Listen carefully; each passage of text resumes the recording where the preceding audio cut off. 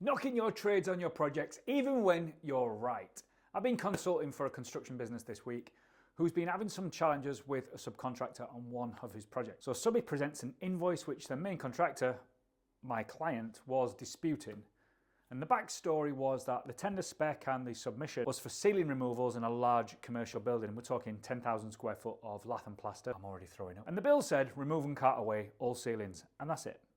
But then in the small print of the subby order, it said it's deemed that the subcontractor has made provision for access equipment. Essentially meaning that scaffold, cherry picker, whatever mode of access they elect has been included. Now the subbies put the cherry picker hire on the invoice as a variation at 220 quid a week, as he'd had it on hire for a week to do the job.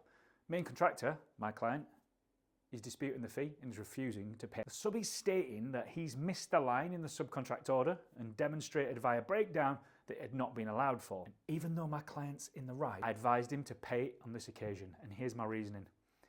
It's 220 quid on an £895,000 project. This will hurt the subby more than the gain for the client. Sit down with the subby and explain the rationale for paying it. Make sure he knows what will happen next time. Keeping a good subby is worth far more than 220 quid. I'd love to. What would you have done in the same situation? Would you have paid it, or would you have stuck to your guns and refused?